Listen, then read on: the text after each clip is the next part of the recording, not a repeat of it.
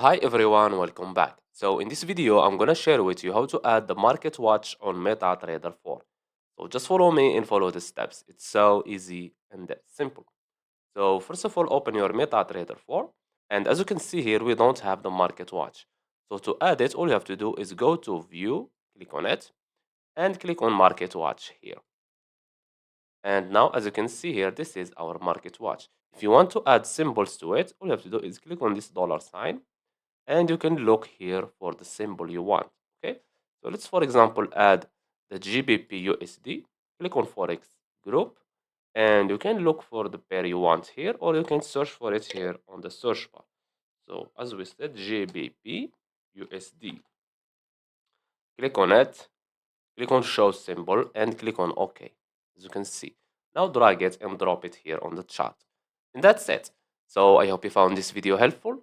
Don't forget to give us a like and subscribe. Thanks for watching and see you on the next one.